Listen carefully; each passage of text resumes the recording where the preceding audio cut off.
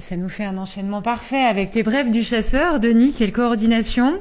Oui, on croirait que ça a été préparé. C'est faux, c'est faux. Oui, voilà, c'est ce que j'avais annoncé la semaine dernière. Les brèves du chasseur, j'aimerais montrer que les chasseurs ont deux vies. Il y a la vie de la saison de chasse, pendant laquelle nous sommes dans les bois, dans les forêts, dans les campagnes, avec nos fusils, nos carabines. Mais il y a aussi l'intersaison, saison pendant laquelle les chasseurs, en tout cas plus de la moitié d'entre eux, se dévouent pour améliorer les biotopes, les habitats, la campagne et les forêts. Donc je vais mettre à l'honneur pendant ces brèves des choses que je trouve dans la presse locale et qui montrent l'engagement, l'implication des chasseurs, l'implication bénévole, je le rappelle, eux, pas comme la LPO, pour améliorer la nature et l'environnement.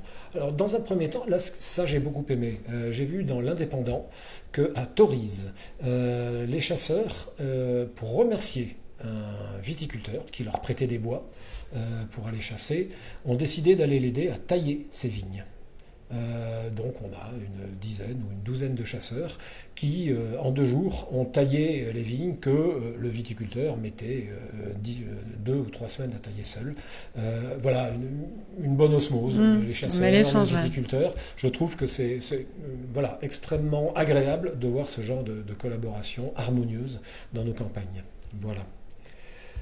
La deuxième brève, c'est pour féliciter un GIC, le GIC de la Lomagne. Alors c'est dans la région Occitanie.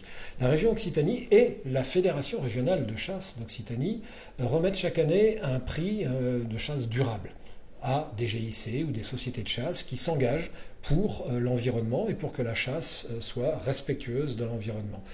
Donc chaque année, il y a un prix important, 2 000 €, ce qui pour un GIC ou une petite société de chasse peut permettre des investissements.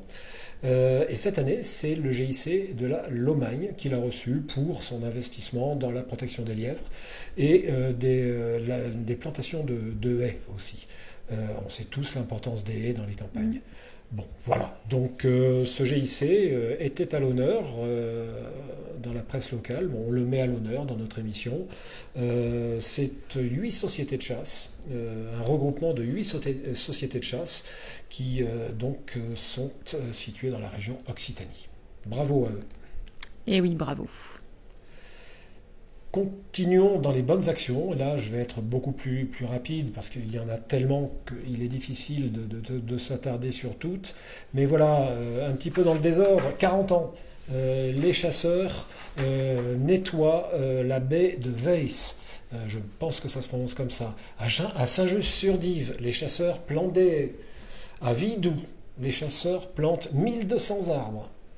Les chasseurs de la Diane Saint-Justoise se sont lancés dans une grande opération de nettoyage de la campagne. Ils ont ramassé évidemment des tonnes de déchets que les promeneurs du dimanche et certains indélicats laissent derrière eux.